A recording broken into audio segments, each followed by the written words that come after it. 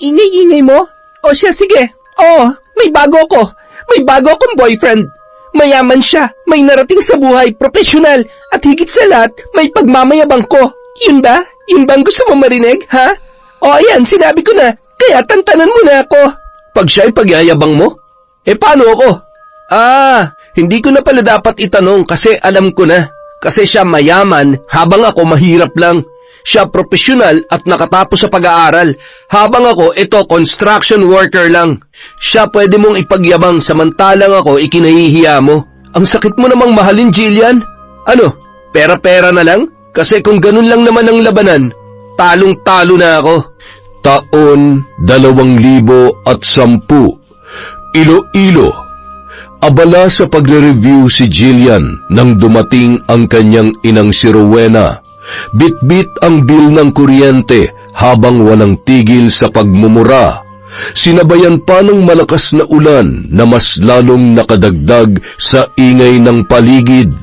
Napabuntong hininga na lamang ang babae at nagpamewang na hinarap ang ina na noon ay basang-basa na. Nay, ano na naman ang problema nyo? Huwag nyo sabihing natalo na naman kayo sa bingo. Nako, tigil-tigilan nyo na yung pagsusugal nyo, hindi na yan maganda. Oo, talo nga ako, pero hindi naman yun ang pinoproblema ko. Ano? Tsaka, alam nyo ba, Nay, para kayong lamok, malayo pa lang pero ang ingay-ingay nyo na. Sino ba naman ang hindi mag-iingay at mabubwisit kung ganito ang bubungad sa akin? Tingnan mo, ang laki-laki ng bayarin natin sa kuryente. Ay nako, ewan ko ba, buwisit na ako sa buhay na to. Kahapon bill ng tubig, ngayon bill ng kuryente. Ano naman kaya bukas? Bukas, malamang mga kolektor ng lending na pinagkakautangan nyo. Leche, kailan ba kasi tayo tatantanan ng mga utang at bayarin na yan? Dapat po tayo ang tumigil. Titigil saan? Sa paghinga? Ayos din yun para wala ng problema. Baliw ka ba? Gusto mong mamatay ang nanay mo? Hindi po kayo lang po ang nagsabi niyan. Ikaw kasi, kasalanan mo to. Anong kasalanan ko? Nananahimik nga lang ako dito At saka, magpasalamat ka may boyfriend akong sumusuporta sa pag-aaral ko. Kung wala si Joel, baka mas lalo ka mag-iingay dahil sa laki ng tuition ko. Hoy, Jillian, pinagmamalaki mo pa talaga yung boyfriend mong yon? Nako, kung ako sa'yo, maghanap ka na lang ng iba, yung mayaman para naman makaahon tayo sa kahirapan na to. O di kaya'y maghanap ka na lang na matandang afam para isang kiliti lang, patay agad. Tapos, mapupunta na sa atin yung mga ari-arian niya. O di ba ang galing ko mag-isip? Hay nako, ikaw na lang kaya, Nay. Ikaw nakaisip niyan dinadamay niyo pa ako. At saka, oo, hindi mayaman si Joel pero at least natutulungan niya pa rin ako sa mga gastusin ko sa pag-aaral. Dapat nga magpasalamat tayo sa kanya Kasi kung hindi dahil sa kanya, wala kang anak na graduating na ngayon sa kolehiyo. Oo nga, nakakatulong siya sa pag-aaral mo pero hindi sapat yun. Ang piliin mo kasi yung totoong mayaman para naman makaranas din tayo ng marangyang buhay. Ewan ko sa inyo, Nay. Oh, bakit? Sa panahon ngayon, Jillian, dapat wais tayo. Ang hirap kasi sa inyo, nilalason kayo niyang pagmamahal niyo. Ay nako, mapapakain ba tayo ng pagmamahal na yan, ha? Oo na, sige Nanay. Hindi na ako makikipagtalo sa inyo, kaya please lang tumahimik na kayo. Kasi kailangan ko pa mag-review Ay, eto pala tuwalya. Magbihis na po kayo, baka lamigin pa kayo dyan Kung dalaga lang ako, baka matagal na akong nakabingwit ng kano. Kaso nga lang, matanda na ako Wala nang pupulot sa akin, kasi nga, wala nang asim. Kaya eto, sa'yo ko umaasa. Tigilan niyo nga ako, Nay. Sige na, may exam pa kami mamaya. Bawal bang mangarap o maghangad ng magandang buhay? Matanda na ako, Jillian, at ayaw ko naman mamatay na hanggang labandera na lang. Hindi na umimik pa ang dalaga sa mga sinabi ng kanyang ina. Alam niya nung mga oras na yon, wala siyang laban sa kanyang nanay. Ang opinyon pa rin nito ang masusunod. Bata pa lamang si Jillian, bukang bibig na ng kanyang ina ang marangyang buhay. Ang pag-aambisyon na makaahon sa kahirapan. Mula nung musmus pa lamang siya hanggang sa nagdalaga ay silang dalawa lamang ang magkasama sapagkat 5 taong gulang pa lamang siya nang iwan sila ng kanyang ama. Sumama yun sa kanyang kabit. Samantala, abala sa pagliligpit ng mga gamit sa panggagamot si Aling Berna nang dumating ang kanyang anak na si Joel. Bitbit nito ang plastik na naglalaman ng kung anong bagay. Napakunot ang noo ng matanda nang tingnan niya yon at napausisa pa dahil sa kuryosidad. Akala ko ba bukas ka pa uuwi? Nag-absent po ako ngayon, Nay. Kailangan ko kasing ibigay ito kay Jillian. Ano ba yan? Tsaka, teka nga, umupo ka nga muna rito. Bakit ba pawis na pawis ka? Huwag mong sabihing tumakbo ka lang dito pa uwi. Para pong ganun na nga, Nay. Pero hayaan nyo na. Ayos lang po ako. Tinitipid mo na naman ang sarili mo para lamang sa girlfriend mong yan. Bukod pa roon, hindi ba't pinagsabihan na kita na huwag mong ibigay ang lahat? Magtira ka naman sa sarili mo. At saka, hindi pa naman kayo mag-asawa. Paano na lang kung magbago pa ang isip niyang si Jillian? Abay, kawawa kapag nagkaganon, anak. Hindi po yan. Malaki po ang tiwala ako sa kanya. At higit sa lahat, mahal na mahal po ako nun. Kaya wag po kayong mag-alala. Ang akin lang naman, wag mong pababayaan ang sarili mo para lamang sa babaeng yon. Ayaw ko lang na masaktan ka. Alam ko naman po yun, Nay. Kaya wag po kayong mag-alala sa akin. Siguruhin mo lamang, anak. Ay, oo nga pala. Ano nga pala yung dala mo? Bagong sapatos po para kay Jillian. Bagong sapatos na naman. Nasan ba yung binili mo sa kanya nung nakaraang buwan? Nasira na raw po kasi, Nay. Kaya eto, binilhan ko na po siya ng bago. Kailangan na kailangan daw po kasi nila para sa practice ng, ano ba yun? Ay, basta, practice para maging teacher na talaga. Hindi ko na talaga gusto yung mga pinagagagawa mo, Joel. Ikaw pa nagbabayad sa tuition fee niya, nagbibigay ng baon, at pati ba naman mga damit ay ikaw pa rin. Ang swerte naman talaga ng babaeng yan, ano? Napag-aaral mo siya ng kolehiyo, habang ikaw hindi man lang nakapagtapos kahit high school. Mahal ko siya, Nay. Gagawin ko po ang lahat para sa kanya. Ayos lang naman sa akin ang pakikipagrelasyon mo sa kanya. Walang problema yon. Pero sana naman, maghinay-hinay ka rin. Opo, Nay. Siya nga pala. Alis po muna ako. Ibibigay ko lang po ito sa kanya. Hindi ka man lamang ba magbibihis? Hindi, Nanay. Saglit lang naman po ako. Iaabot ko lang to sa kanya. Sige na po, maiwan ko na po kayo. O siya, sige anak. Mag-iingat ka. Nagmamadaling sumakay si Joel ng tricycle habang bitbit pa rin sa kaliwang kamay ang plastik na naglalaman ng bagong sapatos. Ilang ulit niya rin tiningnan ang cellphone na walang tigil sa pagtunog dahil sa paulit-ulit na pagtawag ni Jillian. Hindi yun sinagot ng lalaki, bagkus ay itinuon na lamang niya ang atensyon sa daan. Nang matanaw niya na ang babae, ay agad siyang bumaba at nilapitan yon. Bakit ba ang tagal mo? Kanina pa ako naghihintay dito Kainis ka naman At saka, bakit hindi mo sinasagot yung mga tawag ko? Sorry na, babe. Umuwi pa kasi ako sa amin, dala yung mga gamit ko galing barracks. Para naman pagpunta ko rito, wala na akong gaanong bitbitin. Sana naman maintindihan mo yun. Sorry na talaga. Nakakatampo rin naman kasi, baby. Bukod pa ron, nakakainip din kayo maghintay. Pero ayos lang. Sige na, okay na tayo. Pasensya na talaga, babe, ha? Hindi na mauulit yun. Ay, oo nga pala.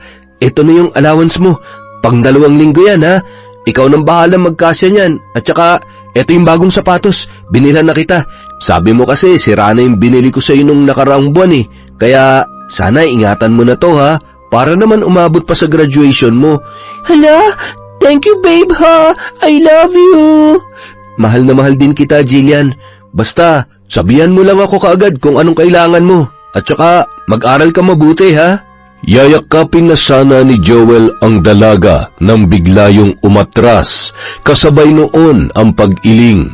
Habang pinagmamasdan ng mga tao at ilang mga estudyante na nagsisidaanan at napapatingin sa kanila nung mga sandaling yon. Ikinahihiya mo ba ako? Hindi naman sa ganon, babe. Ano lang kasi, huwag kang maging sweet sa akin pag nasa public area tayo. Sana naman maintindihan mo yon.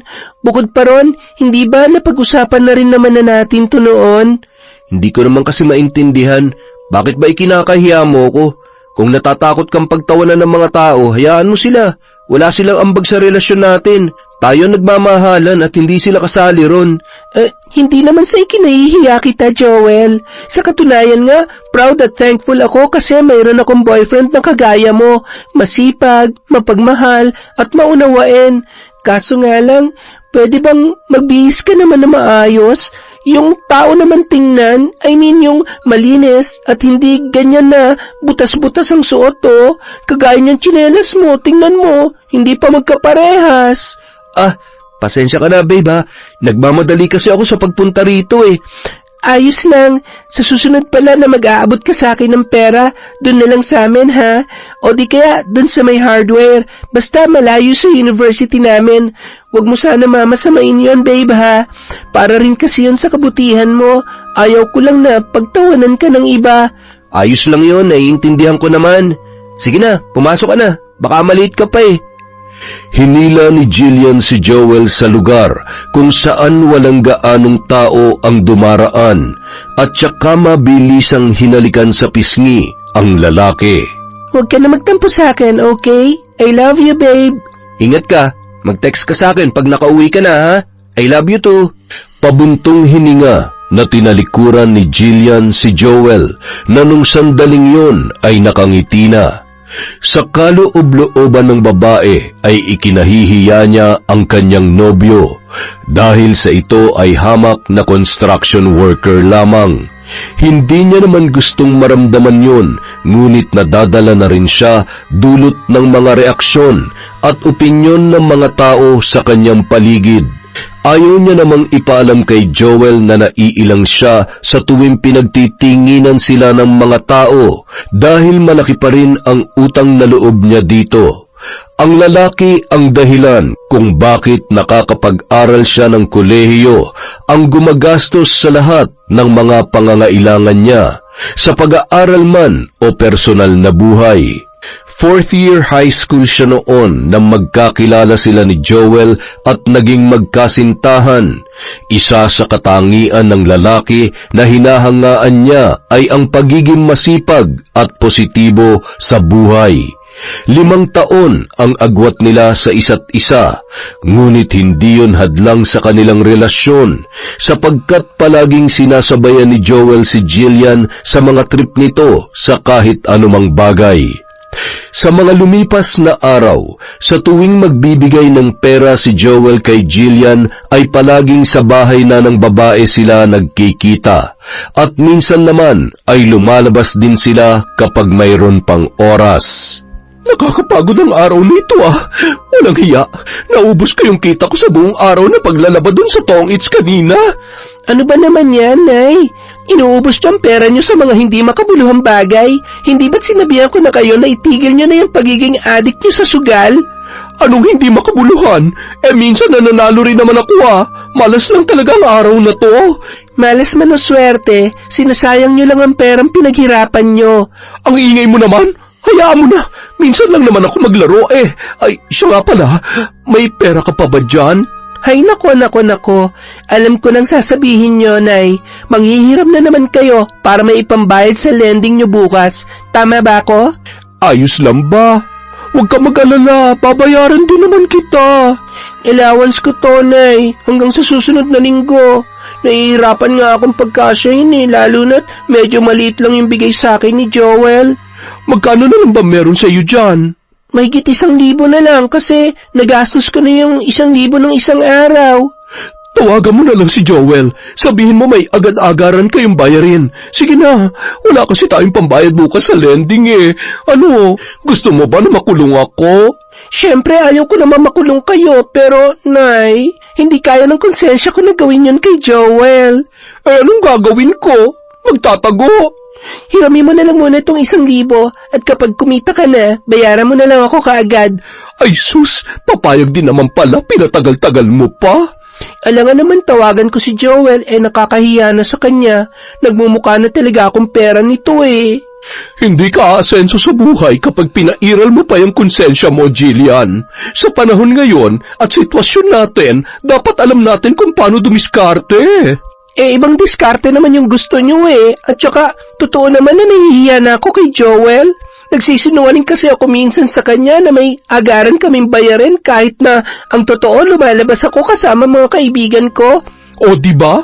Wala rin naman yung pinagkaiba sa sinabi ko kanina. Nagsisinungaling ka pa rin naman sa lalaking yon. Basta, nag-iingat lang ako at baka malaman niya na yung ibang binibigay niyang pera ay ginagamit ko pambili ng mga luho ko. Kung nag-boyfriend ka lang sana ng mayaman, di sobra-sobra pa sana yung nabibili mo, hindi yung ganyan na limitado. Ano bang gusto niyo? Hiwalayan ko si Joel? Paano na lang yung pag-aaral ko kung ganon? Mapapakinabangan ko pa siya, Nay, kaya hindi ko pa siya pwedeng pakawalan sa ngayon. Marami pang sinabi ang ina ni Jillian, ngunit hindi niya na yon pinansin pa. Bagkus pumasok na lamang siya sa kwarto at nakipag-text kay Joel. Tuwing gabi lang sila nakakapag-usap sapagkat siya ay mayroong klase habang ang lalaki naman ay mayroong trabaho. Lingid sa kaalaman ni Jillian, tinitipid ni Joel ang kanyang sarili upang makapag-ipon at may maibigay sa kanya. Tuwing Lunes hanggang Sabado, nagtatrabaho ang lalaki bilang construction worker at tuwing Linggo naman ay buong araw itong naglalako ng taho upang kumita ng ekstrang pera. Mas inuuna nito ang kapakanan at kinabukasan ng babae kesa sa kanyang sarili. Isang araw. Hello, Nay. Napatawag ka. Buti vacant namin ngayon, kaya eto, nasagot kita. Pag-uwi mo, bumili ka ng gas, ha? Magagasera tayo ngayong gabi. Bakit? Ano nangyari? Huwag niyo sabihing naputulan tayo ng kuryente. Ano pa nga ba sa tingin mo? Oo na, sige na. Bibili na lang ako mamaya. Sige na muna, Nay. Patayin ko muna ang tawag, ha? Medyo masakit kasi ang tiyan ko, Kailangan ko lang mag-CR. Hindi na hinintay ni Jillian ang sagot ng kanyang ina. Bagkus ay binabaan niya na lang yon ng tawag at pagkatapos ay nagmamadaling tumakbo palabas patungo sa CR ng kanilang eskwelahan. Sa kasamaang palad, dulot ng pagmamadali ay hindi niya napansin ang kanyang kasalubong at nabangga niya yon. Ay, visit naman. Sorry miss, hindi ko sinasadya. Sorry talaga. Naks kahit may edad na to, pogi pa rin. Miss? Miss? Okay ka lang? Opo, ayos lang po ako. Wala pong problema yon. Sigurado ka? Opo sir. Mabuti naman. Siya nga pala, tanong ko lang. Bago lang kasi ako rito Alam mo ba kung saan ako pwedeng mag-inquire tungkol sa masteral o doctorate programs? Opo sir. Diyan kayo dumiretso tapos kaliwa lang kayo. Doon yung registrar's office. Doon ka makakapagtanong ng mga requirements. Salamat Buti na lang ikaw ang nakasalubong ko. Ay sus, wala pong ano yan sir. Tsaka, pasalamat ka, gwapo ka. Nako, bulera. Siya nga pala. Wag mo na akong tawaging sir. Marcus na lang, okay? Sige po, ako naman po si Jillian. Nice to meet you, Sir Marcus. Ay, Marcus pala. Nice to meet you too, Jillian. Anong year mo na? Ano po? Pasensya na po. Banyong-banyo na po ako fourth year na sa kursong education. Sige, bilisan mo na dyan at hihintayin na lang kita dito, ha? Bahala po kayo. Paglabas ng dalaga sa CR. Aba, talagang nandito pa rin kayo, ha? Siyempre naman. Teka, future teacher pala tong kaharap ko, ha? Future teacher? Pero pag hindi pinagpala, pwede maging asawa nyo, sir. Ay, Marcus. Pero biro lang po yun. Ang saya mo rin sigurong kabanding. Sana pag hindi ka busy, pwede tayo magkape o kumain sa labas. Don't worry, libre ko. Nako, hindi po ako tumatanggi sa libre. Kaya agora po, kapag hindi na busy. Yun, pumahayag din. Oo nga pala. Pwede bang makuha ang number mo?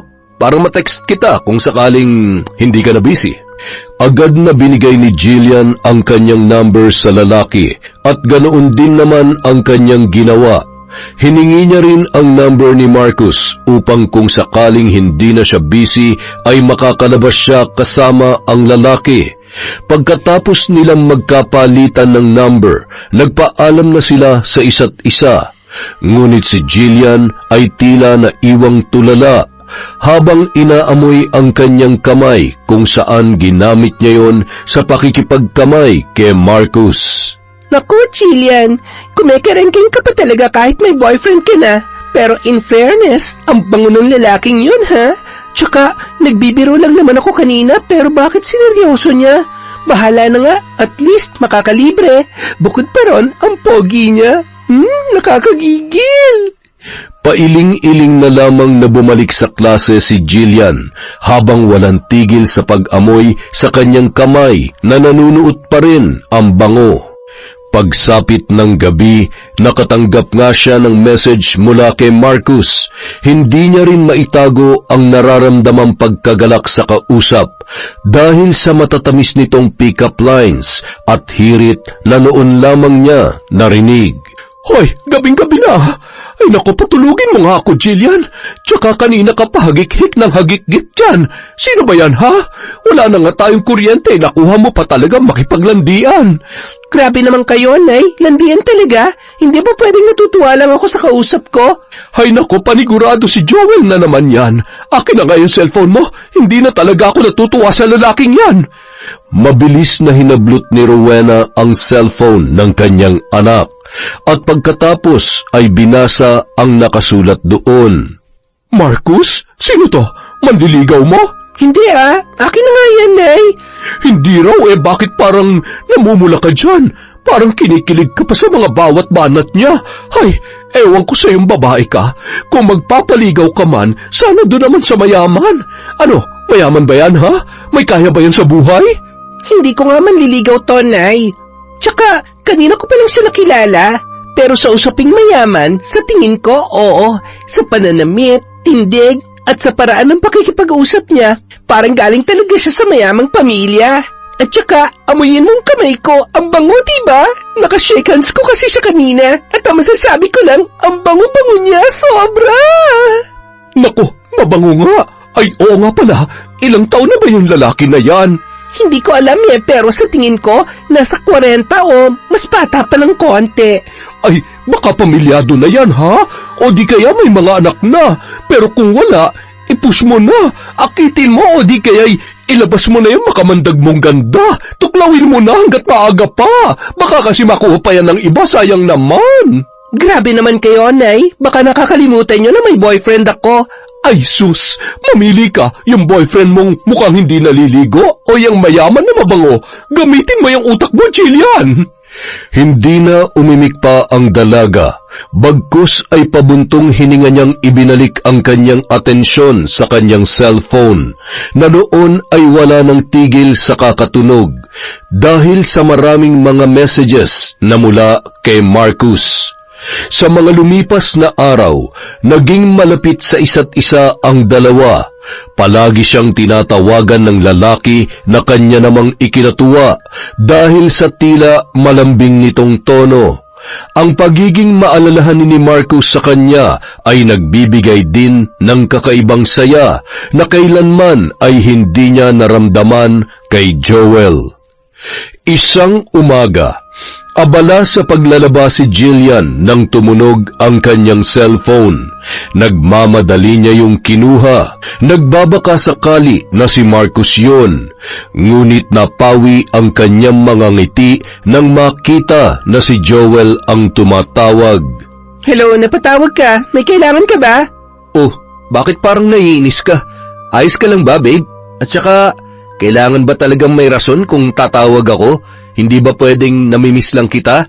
Bihira na lang kasi tayo mag-usap I miss you too. Pwede bang next time na lang tayo mag-usap, Joel? Wala kasi ako sa mood makipag-usap ngayon May dalaw ka ba?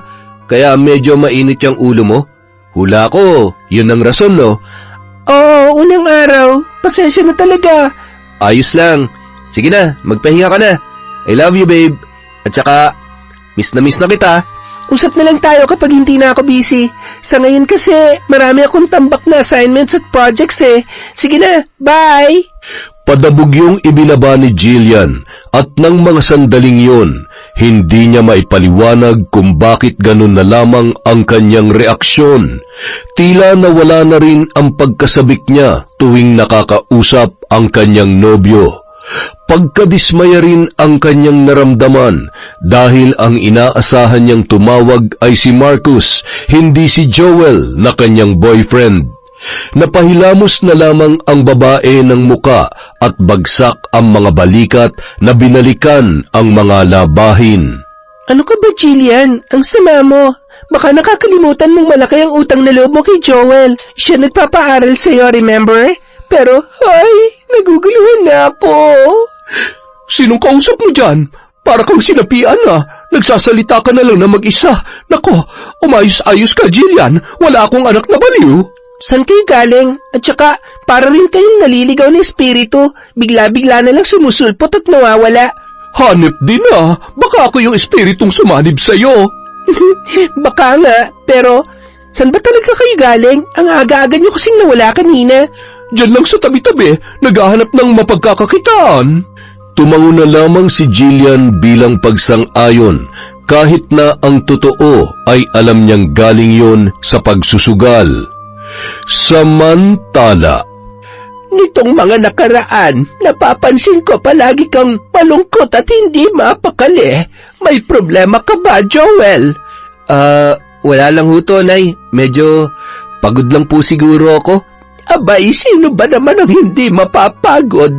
Tingnan mo nga, Lunes hanggang Sabado nagtatrabaho ka bilang construction worker at tuwing Linggo naman ay nagtitinda ka ng taho. Kailangan pong kumita na eh. Alam niyo naman po yung rason, di ba? Ay, ewan ko sa yung bata ka. Kung ako lang ang masusunod, hindi na kita pagtatrabahuhin. Kaya naman kitang buhayin. Kahit papaano'y kumikita naman ako sa panggagamot ko. Hayaan niyo na po, malapit na rin graduate si Jillian. At kung makakapasa na siya sa board exam, doon ako titigil sa pagtatrabaho. Yun naman ho yung pinag-usapan namin eh.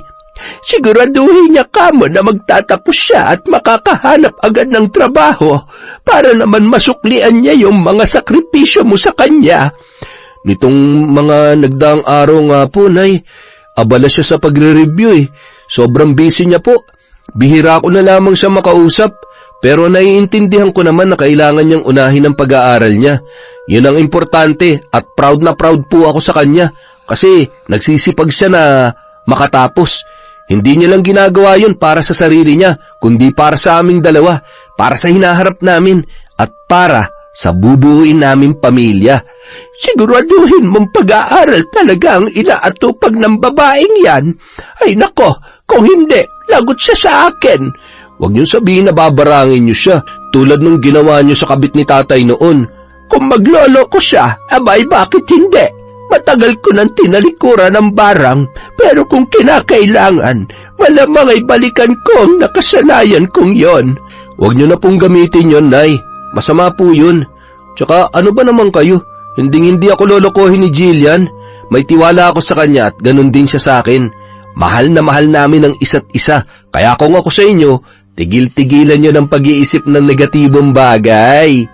Yang pagmamahal na yan, wala yan kapag nadala at natukso ang isang tao. Hindi na nakipagtalo pa si Joel sa kanyang ina. Bagkus ay itinuon na lamang niya ang atensyon sa pagbibilang ng mga baryang kinita sa maghapon na paglalako ng taho. May tiwala naman siya sa kanyang girlfriend, ngunit ng mga oras na yon, hindi niya maiwasang makaramdam ng pangamba at takot kung sakaling maglukuman at iwan siya ng babae.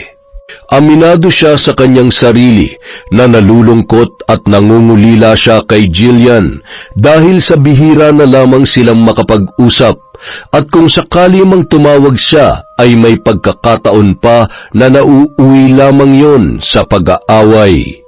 Gustuhin man niyang bisitahin ang babae ay hindi niya magawa dulot ng pagkaabala sa trabaho at kawalan ng oras. Nagkikita naman sila minsan, ngunit yun lamang ay para mag-abot ng pera para magamit nito sa kanyang pag-aaral. Isang araw, alas 7 na ng gabi natapos ang klase ni Jillian. Nagmamadali siyang lumabas ng classroom ng sandaling yun dahil nag-aalala siya na baka wala ng jeep na namamasada papunta sa kanilang lugar. Nasa may pintuan pa lamang siya ng classroom ay napahinto ang dalaga dahil sa bulto ng lalaki na dahan-dahang lumalapit sa kanya habang nakangiti. Akin na yung mga gamit mo. Ako na magdadala. Marcus, anong ginagawa mo rito? Ano pa ba? Di sinusundo ka. Bawal ba? Hindi, ayos lang naman. I mean, nagulat lang talaga ako na makita ka rito. Simula ngayon, masanay ka na. Siya nga pala, ihatid kita sa inyo. Pero before that, kain muna tayo sa labas. Ayos lang ba sa iyon? Nako, nakakahiya naman sa'yo pero salamat talaga Marcus ha. Hulog ka talaga ng langit sa akin. Walang anuman yon. Tara na? Tara na, gutom na rin ako eh. Nagpatiuna ng naglakad si Jillian habang nakasunod naman sa kanyang likuran si Marcus. Bit-bit nito ang ilan sa mga gamit at bag ng dalaga. Nang makalabas ng eskwelahang yon ay agad na iginiya ng lalaki si Jillian papunta sa kanyang sasakyan. Oh, napahinto ka. May problema ba? Dali na, sakay na. Ano kasi?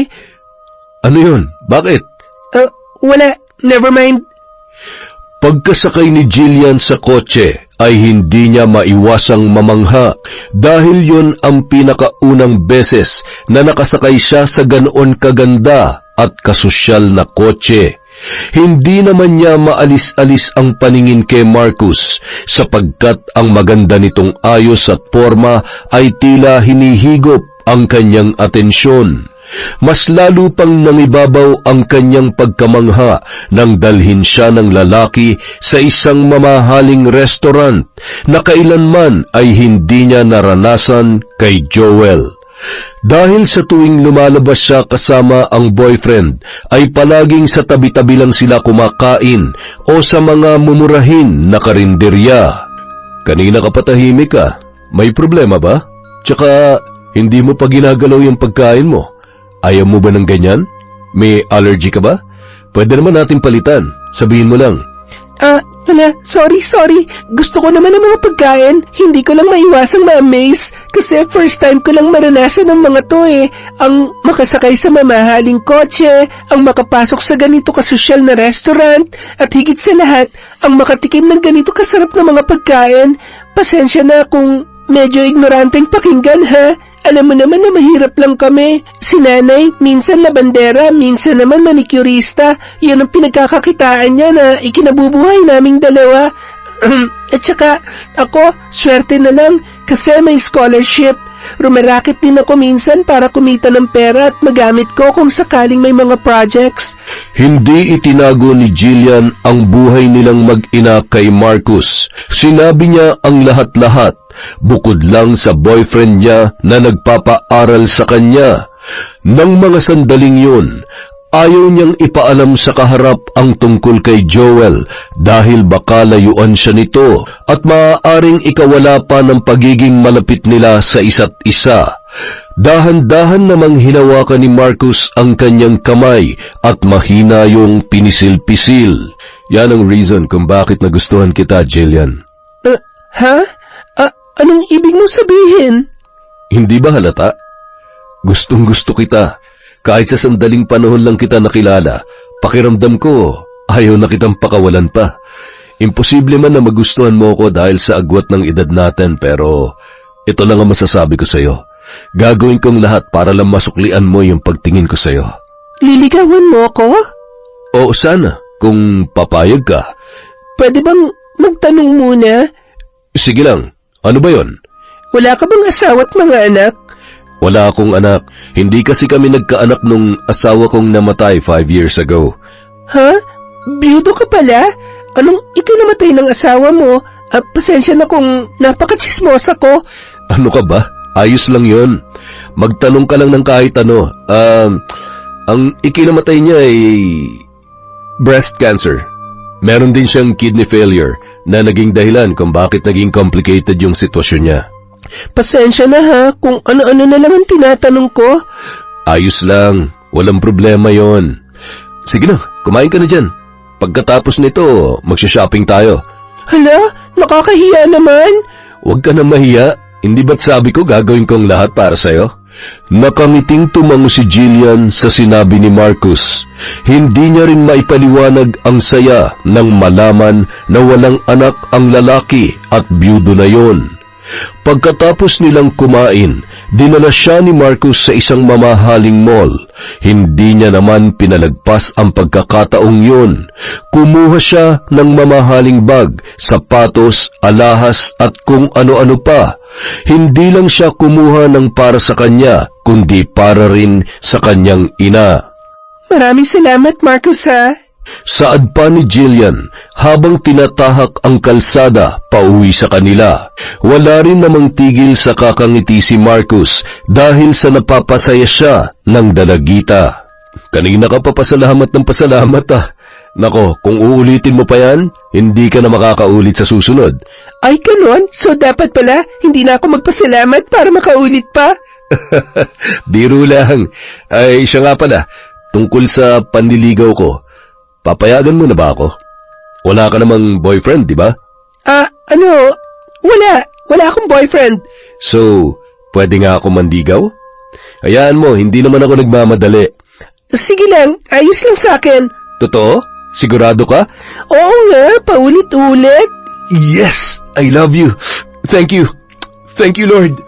Natawa na lamang si Jillian sa naging asal ng lalaki. Tila naging teenager yon na tuwang-tuwa dahil sa napansin na rin siya ng babaeng nagugustuhan.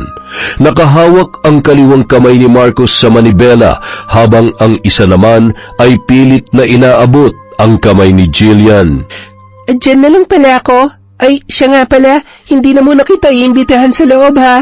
Hayaan mo, sa susunod ipapakilala na kita kay nanay. Sigurado ka? Ihatid na lang kita, medyo marami rin kasi tong pinamili mo. Huwag ka mag-alala, kering-keri kong buhati ng mga yan.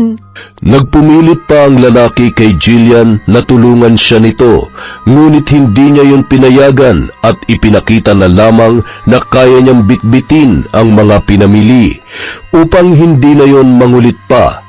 Ayaw din ni Jillian na pumasok si Marcus sa kanilang bahay dahil alam niyang makalat at nagsusugal ang kanyang nanay kasama ang kumari noon sa loob. Nang masigurong nakaalis na ang lalaki, ay siya naman pasok ni Jillian sa kanilang bahay. Nang mga sandaling yon ay nakasalubong naman niya sa may pintuan ang mga kalaro ni Rowena na kalalabas lamang. Napatingin pa yun sa kanya, ngunit pinagsarhan niya lamang ng pinto at nagmamadali niyang inilapag sa sahig ang kanyang mga pinamili. Wow, ang dami ah! Saan galing ang mga yan? Sinundo kasi ako ni Marcus sa classroom namin kanina. Kumain kami sa labas at pagkatapos ay nag-shopping. Aba, ang swerte mo naman. Ikaw kumakain na masarap habang yung ina mo rito pinagtsatsagaan ng sardinas. Ano, wala bang para sa akin dyan? Kahit bagong damit man lang na may pagyayabang ko sa mga kumari ko. Makakalimutan ba kita, Nay? Siyempre meron ka rin dito. Damit bang hanap mo? Oh, eto, may sandals, sapatos, at mga shorts pa. Namili rin kami ng hikaw. 4 to, tig-2 tayo. Pero, bago nyo isukat ang mga yan, kumain muna kayo. Nag-take out kami ng pagkain para sa inyo. Galanteng-galante, ay siya nga pala. Ano na? Bakit binilhan ka na Marcus na yun ang mga ganito? Kayo na ba? Hindi pa, pero nanliligaw siya. Oh, ano? Ano pang hinihintay mo? Sagutin mo na! Ang bilis naman yata. Hindi ba pwedeng pag-isipan ko muna?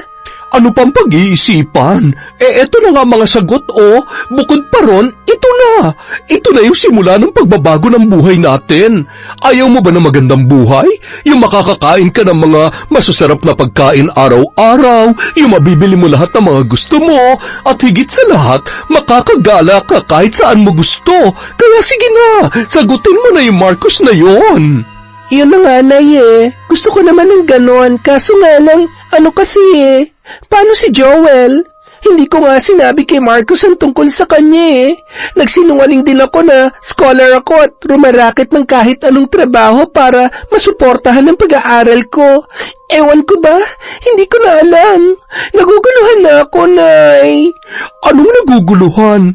Klarong-klaro na nga kung sino yung dapat mong piliin Hiwalayan mo na kasi yung Joel na yon. Hindi naman ko ibagay nun. Sa katunayan nga, nagmumukha lang siyang kulangot kapag katabi mo At saka, wala siyang panama kay Marcus, no? Tigilan niyo na nga yung panlalait sa kanya. Kahit saan tingnan, nakakatulong naman si Joel sa akin kahit papano. Ang dami niya na rin nagastos para sa pag-aaral ko. Ano ka ba? Kung sa loob naman niyang ginawa yun, hindi mo naman hiningi sa kanya na pag-aralin kanya? At saka, kasalanan mo bang bida-bida siya sa buhay mo para lang magkatuluyan kayo? Kung gusto mo, bayaran mo na lang kapag mayaman ka na. Total mukhang tiba-tiba ka naman dyan sa magiging asawa mo Asawa agad? Oo, dun din naman ang punta nun, di ba? Kaya wag mo nang patagalin at baka maagaw pa ng iba. At saka kapag si Marcus na napangasawa mo, hindi mo na kailangan mag-aral o magtrabaho kasi magbubuhay prinsesa ka na. Tapos kapag nangyari yon, syempre kasama ako. Alam nga naman, pababayaan mo ko, di ba? Kung nasan ka, dapat nandun din ako. Ay nako, makakaahon din tayo sa wakas sa lecheng kahirapan na to. Napakamot na lamang ng ulo si Jillian at saka pailing-iling na hinarap ang ina na noon ay abala na sa pagsusukat sa mga damit na pinamili nila ni Marcus. Sa mga lumipas na araw, hatid sundo na siya ng lalaki. Palagi rin siya nitong dinadalaw sa bahay na ikinatuwa rin naman ng kanyang ina dahil sa mga pasalubong na dala ni Marcus. Sinagot niya na rin ito makalipas ang ilang linggo ng panliligaw. Hindi naman yon sinabi ni Jillian kay Joel hanggat maaari. Ayaw niya munang ipaalam ang balitang yon. Bukod sa nagbibigay pa rin yun ng pera ay wala rin siyang lakas ng loob na aminin sa lalaki ang kanyang mga pinaggagawang kalokohan. Naghahanap pa ng tamang tiyempo ang babae upang ipagtapat kay Joel ang lahat at para mahiwalayan niya na yun. Isang araw. Oh, pormadong-pormado tayo ngayon Saan ang lakad mo, Joel? Ano po kasi, Nay? Nahihiya ako? Anong nahihiya? Sabihin mo na kasi, saan ka ba pupunta? Fifth anniversary namin po ngayon ni Jillian. Plano ko sana na sorpresahin siya. Susunduin ko siya sa eskwelahan nila at kakain kami sa labas. Abay, akala ko naman ay may pupuntahan kang kasal sa pormahan mong yan. O siya, sige, mag-iingat ka ron. Sige po, Nay, alis na po ako. Paalam pa ni Joel sa ina, saka mabilis na lumabas at nagtawag ng tricycle. Habang nasa biyahe papuntang eskwelahan ni na Jillian ay makailang ulit pa siyang naglagay ng pabango sa kanyang damit. Hanggat maaari ay gusto niyang maging presentable upang hindi na siya ikahiya ng kanyang kasintahan. Hindi niya rin maiwasan ang pagka-excited sapagkat matagal-tagal na rin mula noong sila ay huling magkita. Minsan kasi kapag dumadalaw siya sa bahay ni na Jillian, palaging ang ina nitong si Rowena ang naaabutan niya. Palagi lang siyang tinatarayan ng babae at binibiro na may halong pangungutya at panlalait, na ipinagsasawalang bahala naman ng binata dahil ina pa rin yun ng kanyang pinakamamahal na girlfriend. Malapad ang ngiti ni Joel nang bumaba siya ng tricycle. Nagmamadaling naglakad sa may gate ng eskwelahan at matyagang hinintay ang kanyang kasintahan. Nakasuot siya ng sandaling yon ng checkered na long sleeve na pinarisan ng medyo kupas na pantalon. Nakasuksok naman sa bandang likuran ng kanyang bulsa ang isang rosas na pinitas niya pa sa bakuran ng kanilang kapitbahay.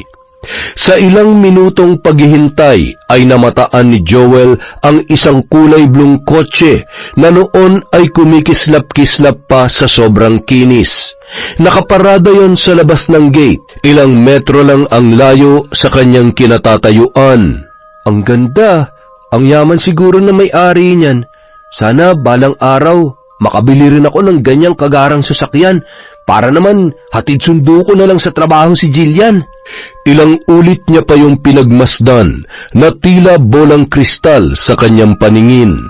Napabalik lamang siya sa ulirat nang bumusina ng 3 beses ang may-ari ng sasakyan.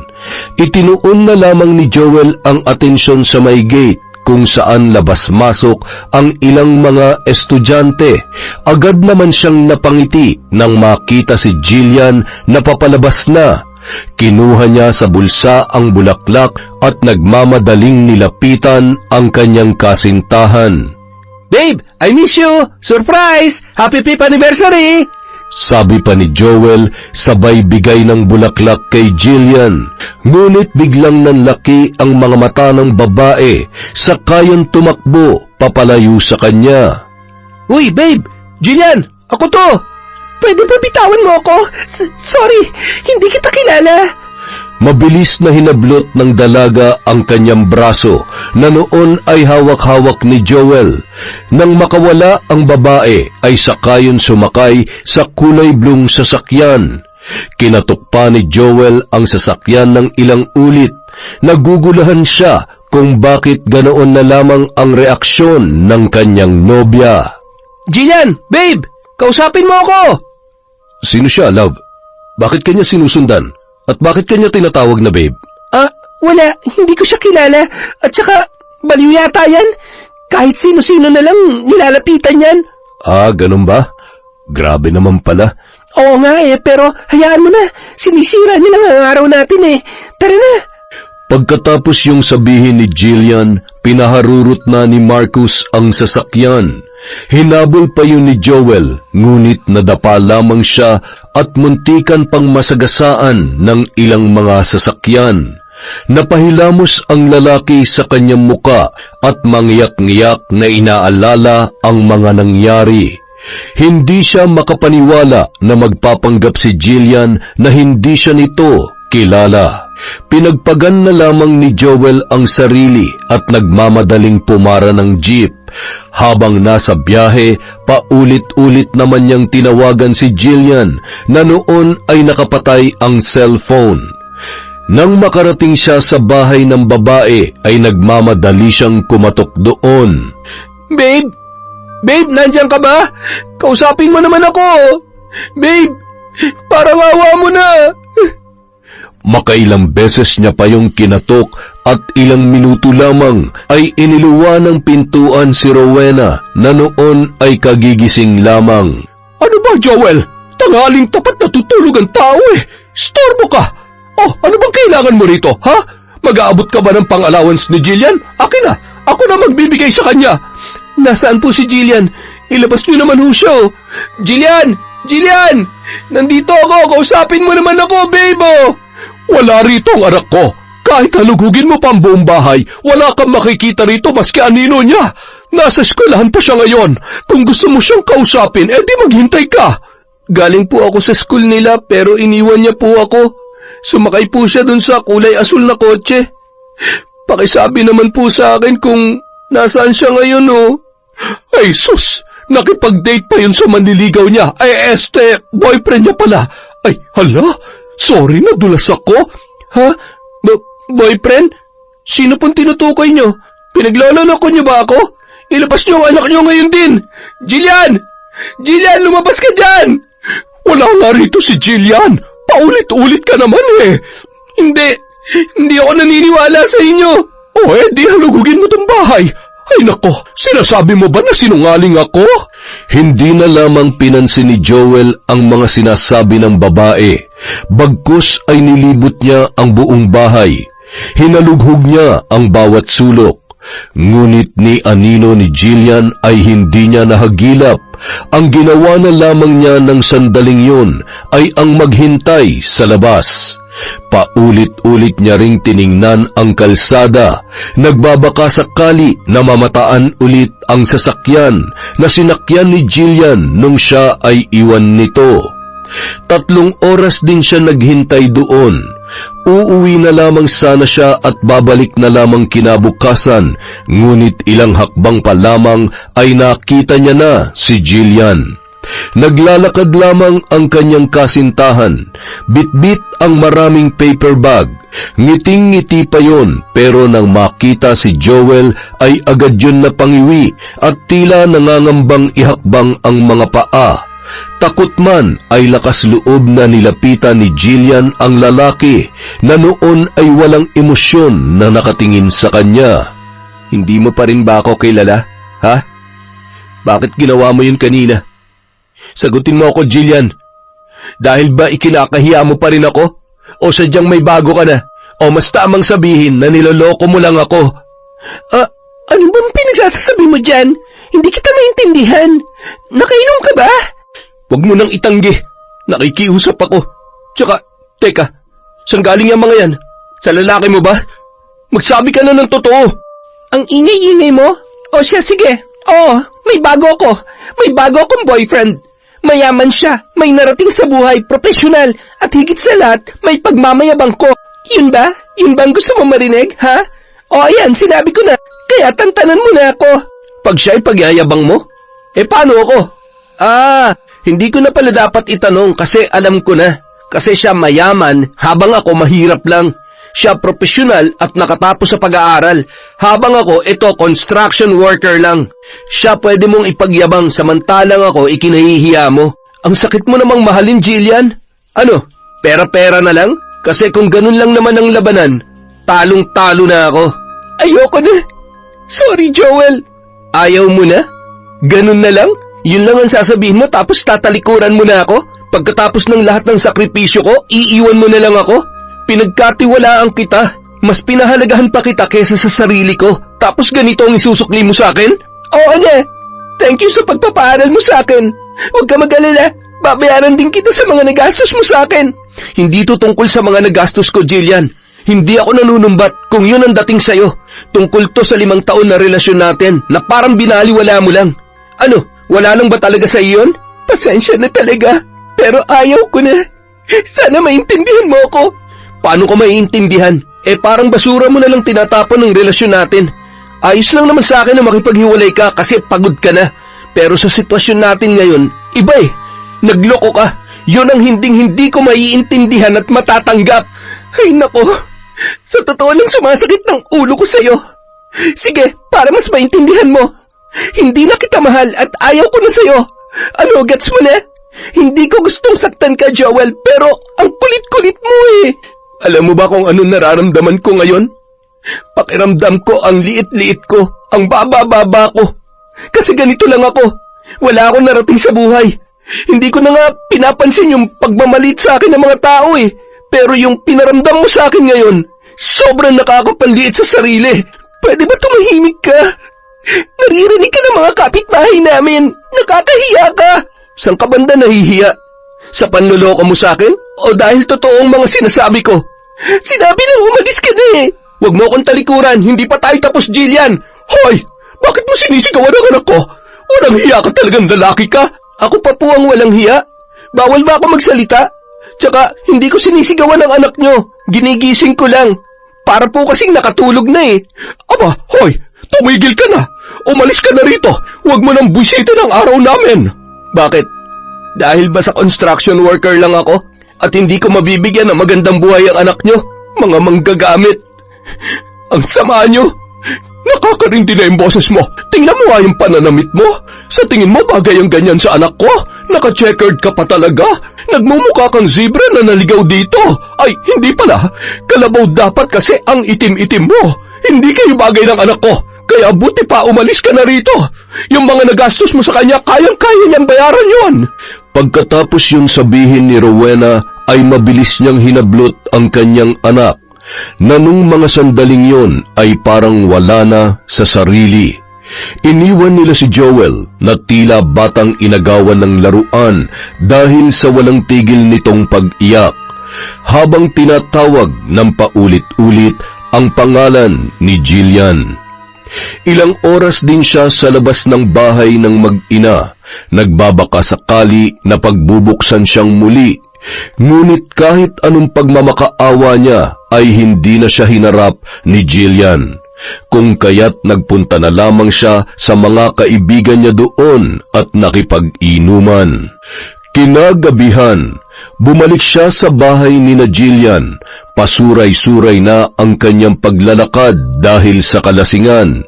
Nagwala siya sa labas habang nagmamakaawa na pagbuksan ng pintuan. Parendino, kanina pa yan lalaking yan Ang ingay-ingay. Dispatchahin na kaya natin? Wag pre, may record na nga tayo sa barangay, dadagdagan mo pa? Ano, gusto mo bang makulong? Turuan lang natin ng leksyon para tumahimik. Aba, kala ko totodasin na natin Pero maganda yan, total lasing naman. Medyo makati-kati pa naman tong kamao ko. Halika na, pre. Mabilis na nilapitan ng dalawang tambay si Joel na noon ay nagsusuka na dahil sa dami ng alak na nainom. Jillian, parawa mo na! Kausapin mo ako, babe! Pakiusap naman! Hoy, kanina ka pa! Ang ingay-ingay mo! Ano ngayon? Ano ngayon? Halika nga rito't nang maturuan ka ng leksyon. Bitawan mo ako! Mawawalang iya! Bisit! Sabing bitawan niyo ako Aba, matapang to pero tingnan na lang natin kung uubra ka sa amin. Hinila ng dalawang tambay si Joel sa isang madilim na bakanteng lote at doon ay pinagtulungan siyang bugbugin ng mga yon. Ang mas malala pa, nasaksak siya sa tagiliran na naging dahilan ng kanyang panghihina. Pagkatapos gawin yon sa kanya, ay humahalakhak pa siyang iniwan ng dalawang lalaki na halatang nakainom din. Mabilis na tinawagan ni Joel ang kanyang ina at umiiyak na ibinalita ang mga nangyari. Nay, tulungan niyo ako. Nasaan ka ngayon? Anong nangyari sa'yo? Tsaka, bakit hindi ka pa umuuwi? Nandito po ako sa bakanteng lote. Papasok sa lugar nila, Jillian. Nay, tulungan niyo ako. Parang awa niyo na po. Ang sakit-sakit na po kasi. Ano ang masakit? Teka, magtatawag lang ako ng tricycle. Huwag kang umalis dyan. Pupuntahan kita. Umiiyak na ibinaba ni Joel ang tawag saka humiga sa lupa. Sa ilang minuto niyang paghihintay sa ina ay biglang bumuhos ang malakas na ulan na naging dahilan ng mas kaawa-awang sitwasyon ng binata. Nang dumating ang kanyang nanay ay mabilis siya nitong isinakay sa tricycle. Wala na ring malay si Joel nung mga sandaling yon dahil sa magkahalong kalasingan at panghihina, dulot ng panggugulpi sa kanya ng dalawang tambay. Kinabukasan, 10:00 na ng umaga nang magising si Joel. Pagmulat niya ng kanyang mga mata ay hindi niya maiwasan ang tila pag-ikot ng paligid dahil sa nararamdaman na pagkahilo. Napatingin naman siya sa kaliwang bahagi ng higaan kung saan naroon ang kanyang ina na tahimik na nagdadasal habang nakahawak ang kaliwang kamay sa kanyang noo. Ano po nangyari, Nay? Tsaka, bakit po may sugat ako? Bakit nga ba nagkaroon ka niyan? Buti na lang nagamot kita agad. Kung hindi ay baka nagka-impeksyon na yan. Wala po akong maalala, Nay kasi lasing na lasing ka. Oo nga pala, bakit ka ba naglasing? Ano nangyari sa lakad mo kahapon? Akala ko ba magkikita kayo ni Jillian? Nagulat na lamang ang matanda dahil sa biglang pag-iyak ng kanyang anak nang mabanggit nito ang pangalang Jillian. Tapatin mo nga ako. Niloko ka ba ng babaeng yon? Kaya ganyan na lang kung ngumawa ka sa harapan ko. Nay, ayaw na po sa akin ni Jillian. Ipinagpalit niya ako sa mayamang lalaki. Ang sakit po. Ang sakit-sakit. Sobra. Ay sinasabi ko na nga ba? Nay, pagod na po ako. Ayaw ko na po. Gusto ko na mamatay, Nay. Ano ka ba? Anong mamatay? Sasayangin mo ang buhay mo para lang sa isang babae? Hindi siya kawalan, Joel. Hayaan mo siya. Magsisisi rin siya balang araw sa mga pinaggagawa niya. Nilang mag-ina. Ano? Akala mo ba hindi ko alam na minamaliit ka ng nanay niya? Nilalait o kinukutya? Kaya ko naman pong tiisin ang pangungutya sa akin ni Aling Rowena, Nay eh. Ang hindi ko lang po kayang tiisin ay yung mawala sa akin si Jillian. Kailangan ko siya, Nay. Hindi ko kaya mabuhay nang wala siya. Nako, tigil-tigilan mo ako, Joel. Hindi tangke ng oxygen niyang si Jillian na kung wala siya hindi ka makakahinga. Ngayon, ang dapat mong gawin ay magpahinga at pagpalakas. Nay, saan po kayo pupunta? Huhukayin ko ang kaalaman na ikinubli ko sa mahabang panahon. Ano pong ibig niyo sabihin, Nay? Sinabi ko na sa iyo noon na oras na lokohin ka ng babaeng yan ay parurusahan ko siya. At ngayon ang panahon na yon, hindi lang siya makakatikim ng paghihiganti ko, kundi pati na rin ang ina niyang matulis ang dila. Nay, huwag niyo pong gawin yan. Naguguluhan lang po si Jillian. Mapapakiusapan ko po siya na bumalik sa akin.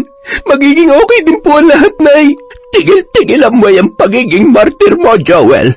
At saka, hayaan mo kung gawin ang tungkulin ko bilang ina sa'yo. Kaya wag mo na akong pigilan. Magsasalita pa sana ang binata, ngunit iniwan na siya ng matanda. Alam niyang ang tinutukoy ng ina ay ang tungkol sa kaalamang pambabarang na maaaring gamitin laban sa mag-inang nanakit sa kanya. Samantala, pagkatapos talikuran ni Berna ang anak, ay agad niyang hinalughog sa lumang aparador ang kahon na kanyang ikinandado. 2 dekada na ang nakalilipas. Binuksan niya yon gamit ang kwintas na may palawit na susi. Pagkabukas pa lamang ay hindi niya maiwasang mapabahin dahil sa sobrang alikabok noon. Sa loob ay naroon ang maraming garapon na naglalaman ng iba't ibang patay na insekto, mga pulang sinulid, karayom, libro ng orasyon, at marami pang iba na magagamit niya sa pambabarang. Isinara niya muna yon at ibinalik sa aparador, saka lumabas at nagtungo sa likod bahay, kung saan may makipot na daan patungo sa kakahuyang bahagi ng lugar. Nanguha ang matanda ng mga sanga ng kahoy na maaari niya magamit bilang kasangkapan sa gagawing pambabarang. Pagkauwi ay agad niya yung itinago sa kanyang kwarto at kinandado ang pintuan noon upang hindi makapasok ang kanyang anak. Kinagabihan, eksaktong 12:00 ng gabi, kabilugan ng buwan, nagbigkas ng iba't ibang orasyon si Nanay Berna. Nasa loob siya ng kanyang silid habang nakaluhod sa gitna ng pabilog na mga kandila. Sa harapan ng matanda ay naroon ang isang itim na palanggana. Sa loob noon, mayroong maliliit na sanga ng balete, ipil-ipil at kalumpang. Binuhusan niya yon ng maraming abo sa kahinalo-halo. Pagkatapos, makailang ulit niyang binigkas ang iba't ibang orasyon habang hawak ang 2 papel kung saan nakasulat ang buong pangalan ng mag-inang sina Jillian at Rowena, ang 2 bibiktimahin ng mambabarang ng gabing yon. Ang bawat papel ay tinupi niya ng 7 beses, tsaka tinalian ng pulang sinulid. Binalot niya pa yon sa itim na tela at tinusok ng karayom upang maisarado. Pagkatapos ay kinuha niya ang malaki-laking sisidlan, mayroon yung laman na langis at may kaliskis pa ng ahas. Inilagay doon ni Nanay Berna ang itim na tela at hinayaang magpalutang-lutang. Nag-usal siya ng orasyon at ibinuhos doon ang mga garapon na naglalaman ng patay na pulgas, langgam, higad, surot at ipis. Pagkatapos noon ay hinintay ng matanda ang pagkaupos ng mga kandila. Sa kanya nilagay sa altar ang palangganang yon. Sa kabilang banda, kasabay ng oras na yon ay walang tigil sa pag-ungol si Jillian. Nananaginip ang babae na tinuklaw siya ng ahas, dahilan ng kanyang habol hininga.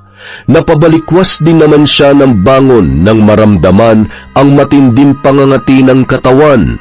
Nagtatalon pa siya sa takot dulot ng maraming pulgas at surot na gumagapang sa kanilang higaan. Mabilis niyang pinagpag ang kanyang sarili at hinubad ang kanyang pajama, sabay kamot ng kanyang balat na noon ay marami ng pantal. Sa bawat pagkamot niya ay unti-unti yung kumakapal at humahapdi.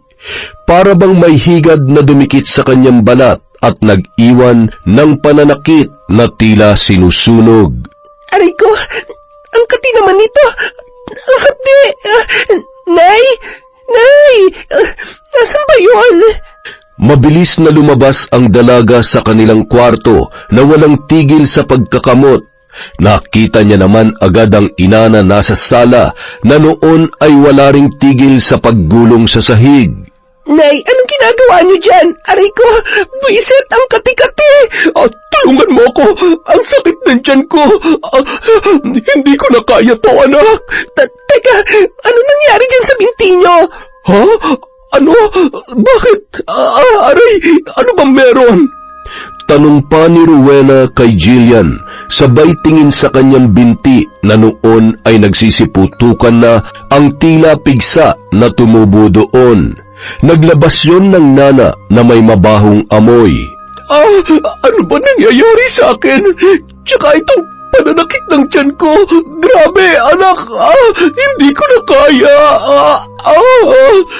Marami pa sanang sasabihin si Rowena, ngunit bumulwak sa kanyang bibig ang itim na likido na kung susuriing mabuti ay may mga halong maliliit na langgam at ipis na gumapang sa kanyang katawan.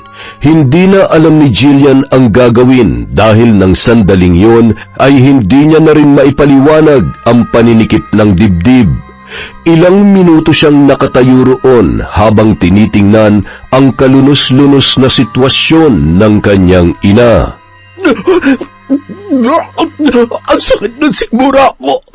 Buisit, ano pa bang tinatayo-tayo mo dyan?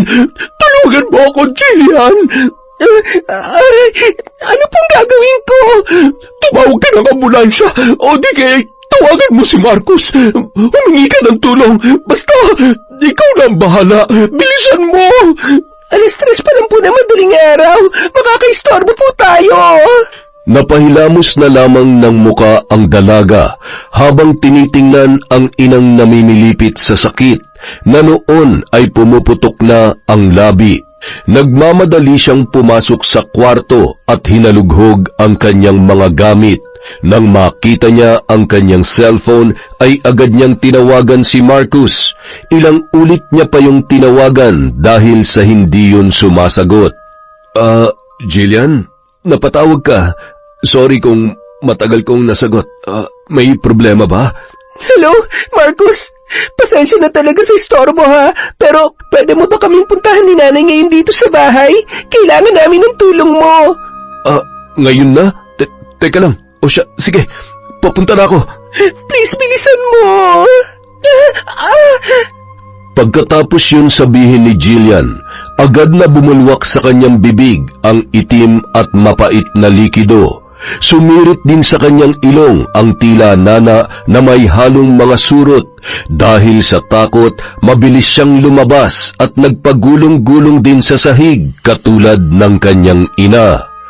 Ilang minuto ang lumipas ay nakarating na rin si Marcus sa bahay ni Rowena.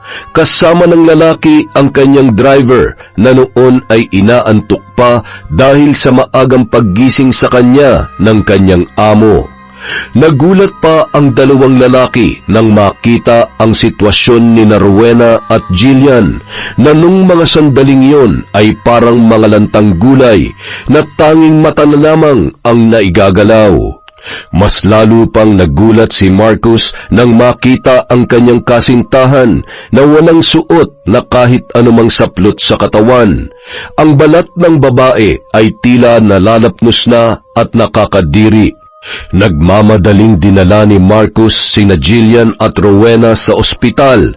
Pagkarating doon ay agad na inasikaso ng mga doktor ang dalawa. Ginawa nila ang lahat para mailigtas ang mag-ina. Sa paglipas ng mga araw, unti-unti na ring gumaling sina Rowena at Jillian, maliban na lang sa kanilang balat na nangangati pa rin at may maliliit pang natitirang mga pantal mula ulo hanggang sa kaduluduluhan ng kanilang mga paa.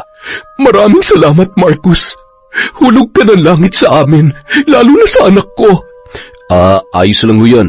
Basta para kay Jillian, gagawin ko po ang lahat. Ay, siya nga pala, pwede na raw kayong i-discharge. Bibigyan na lang daw kayo ng reseta para makabili tayo ng ointment at gamot para dyan sa allergy ninyo.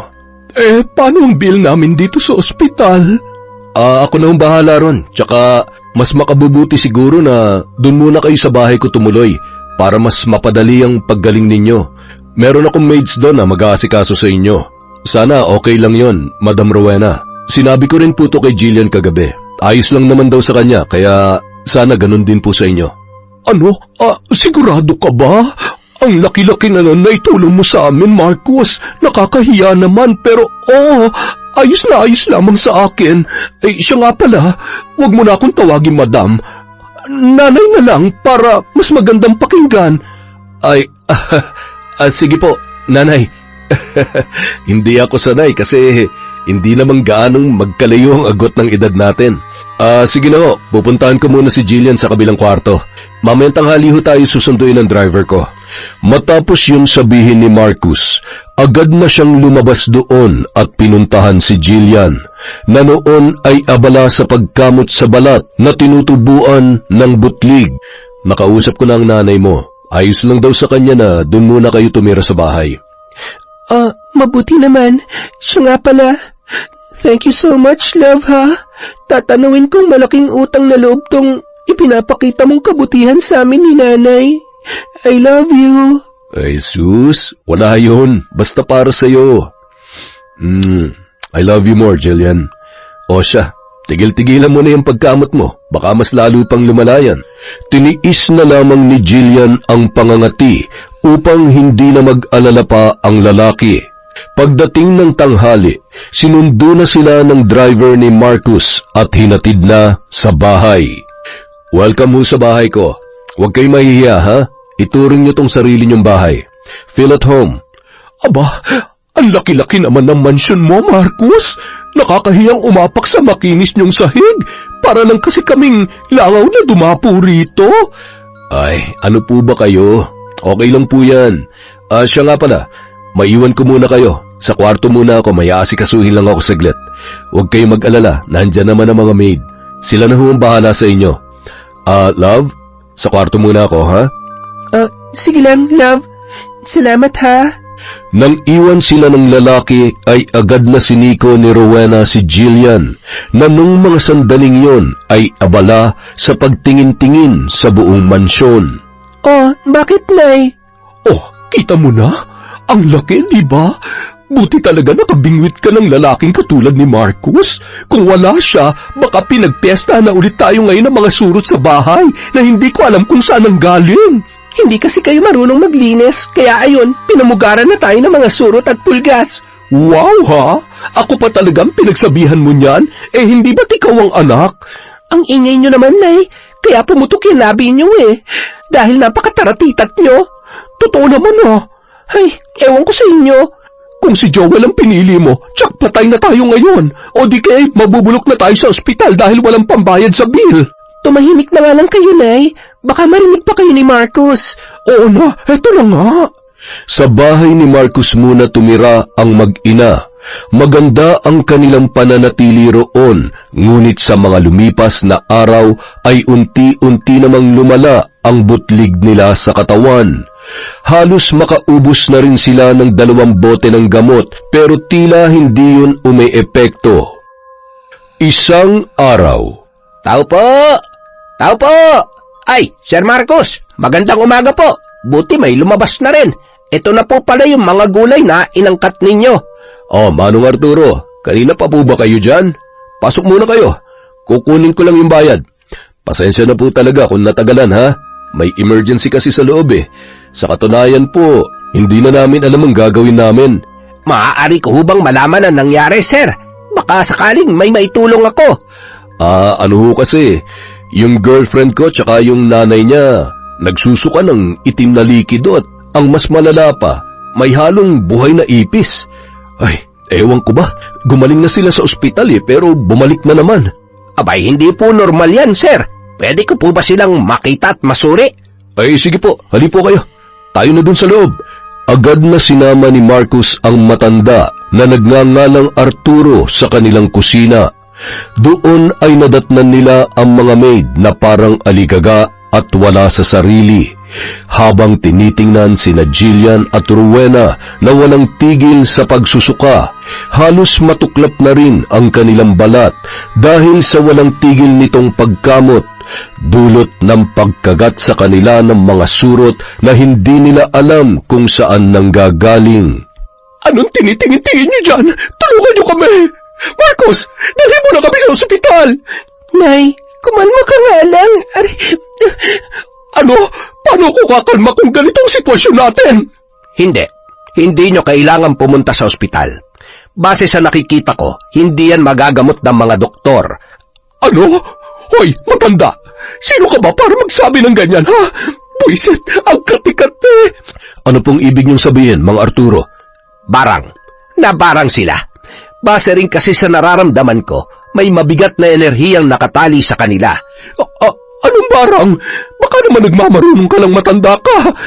Eh di kung ayaw nyo maniwala, pumunta kayo sa ospital. Tingnan na lang natin kung gagaling kayo ron. Abay, hoy! Pinagbabantaan mo ba kami, ha? Buti pa dalhin nyo na lamang po sila sa kubo ko, Sir Marcos. Ako na po ang bahala sa kanila. Sigurado ho ba kayo, Mang Arturo? Pero kung gusto nilang gumaling, kailangan nilang maniwala. Matapos yun sabihin ng matanda, ay agad na yung umalis. Nagmamadali namang inalalayan ng mga katulong ang mag-ina na noon ay tila wala na sa wisyo kung maglakad. Hindi man nagustuhan ni Marcos ang ugaling ipinapakita ni Rowena ay tinulungan niya pa rin yun para sa kapakanan ng kanyang kasintahan. Nang makarating sa kubo ni Mang Arturo, ay agad na inihiga ang dalawa sa banig na nakalatag sa sahig. Binasa ng matanda ng langis ang bawang, saka ipinahid sa buong katawan ng mag-ina, na noon ay walang tigil sa pag-ungol dulot ng hapding nararamdaman. Nilagyan din ng asin ang kanilang mga tiyan, ulo at dibdib upang maitaboy ang kamalasan. Mabisa yon bilang pangtunaw sa isinasagawang sumpa ng kung sino mang mambabarang. Pagkatapos noon, nagpausok naman si Mang Arturo ng insenso sa kamahinang nag-orasyon. Kasunod noon ay maingat niyang kinuha ang 2 itlog at itinapat sa noo ng pasyente. Dahan-dahan niyang iginulong ang itlog sa ulo, dibdib at tiyan habang bumubulong ng orasyon, at sa pag-ikot ng itlog, wari bang hinihigop nito ang bigat ng sumpa na bumabalot sa katawan ng mag-ina. Pagkaraan ng ilang minuto, inilabas ng matanda ang 2 baso ng tubig at marahang binasag ang itlog doon. Pagkahulog ng laman sa tubig, unti-unting lumitaw ang kakaibang hugis at mga bula, parang mga anino ng lason at sumpa na nailipat mula sa katawan ng pasyente papunta sa loob ng itlog. Ang barang ay nabali na. Sa susunod na mga araw, magiging maayos na ang inyong pakiramdam. Pwede po bang malaman kung sino ang nambarang sa amin? Pwede naman. Sandali lamang. Agad na kinuha ni Mang Arturo ang 2 baso at ibinuhos yun sa palanggana. Nagpatak ng kandila habang binibigkas ang sagradong orasyon. Ilang minuto lamang ang makalipas, may nabuuroong muka ng isang matandang babae. Si Nanay Berna? Siguro yan nga ang pangalan niya. Iha, maaari bang malaman kung anong nagawa niyo sa kanya? Kung bakit niya kayo binarang? Hindi ko po alam na mambabarang pala siya. Kaano-ano niyo ba siya? Nanay po siya ng dati kong nobyo, yung ex-boyfriend kong nagpaaral sa akin na iniwanan ko. Ayun naman pala eh. Sino bang ipinalit mo sa kanya? Si Sir Marcos ba? Opo. Pero nagsisisi na po ako. Promise po, maniwala kayo sa akin. Maniwala man ako o hindi, nasa sayo pa rin yon, iha. Dapat yung mga lumalabas sa bibig natin ay tugma dito. Tugma sa puso at isipan natin. Maraming salamat po, Manong. Siya nga pala, pwede po bang humingi ng pabor? Sige lang, ano ba yon? Huwag niyo na lang po sana itong sabihin kay Marcos. Pangako po, magbabago na ako. Hindi ko na uulitin pang mga nagawa kong pagkakamali. Please po. May karapatan siyang malaman ng totoo, iha. Ako na po magsasabi sa kanya, pero hindi po muna siguro ngayon. O siya, sige. Nire-respeto ko ang desisyon mong yan. Tsaka, kung sakaling magising na si Nanay, pwede po bang huwag niyo nang banggitin to sa kanya? Baka kasi sugurin niya si Nanay Berna eh. Sige, masusunod. Wala rin kasi akong tiwala dyan sa nanay mo dahil medyo masakit siya magsalita. Basta, lagi mo lang tatandaan, maging mabuti sa lahat at huwag nang gumawa ng mga bagay na ikasasakit ng iba. Opo, maraming salamat po ulit, Manong. Matapos yun ay agad nang iniwan ng matanda si Jillian at lumabas yun upang ipaalam kay Marcus na ang mag-ina ay nasa mabuti ng kalagayan. Sa paglipas ng mga araw at linggo, unti-unti na ring nakabawi ng lakas ang mag-ina. Hindi na rin sila pinauwi pa ni Marcus sa kanilang bahay, bagkus ay nanatili na lamang sila sa tahanan ng lalaki. Samantala, Nay, ayos na po ba kayo? Ayos na. Hindi na tulad nung nakaraan na parang wala na akong lakas na tumayo. Sabi ko naman sa inyo huwag nyo nang gamitin ang mga barang-barang na yan. Yan tuloy, napapahamak kayo. Ginagamit ko lamang naman yon para parusahan ang mga taong nagkakasala. Kapag may nagbali lang talaga ng barang na ginagawa ko, ay parang nawawalan din ako ng enerhiya. Pero ayos na ako ngayon. Ay siya nga pala, saan ka galing kahapon? Huwag mong sabihin na nagpunta ka na naman sa eskwelahan nila Jillian o di kaya ay sa bahay nila. Naku, Joel, tigil-tigilan mo na yan. Bukod pa ron ang dami-dami pang babae dyan. Hindi ka mauubusan. Huwag ka mag-alala. Darating din ang tamang tao sa tamang panahon. Maghintay ka lamang.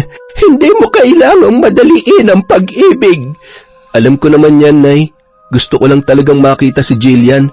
Namiss ko na po kasi siya 2 buwan na rin kasi mula nung huli ko siyang nakita. At saka, akala ko nitong mga nagdaang araw, papasok na siya sa klase. Kasi nga, nabali na yung barang na ginawa ninyo. Hayaan mo na siya, Joel. Basta, sa ngayon, ang masasabi ko lamang ay nasa mabuti na silang kalagayan. Bakit hindi pa rin po siya pumapasok sa klase? Sa mahigit 1 buwan niyang absent, ay maaaring hindi na siya makabawi pa. Bagsak na po siya? Ganoon na nga.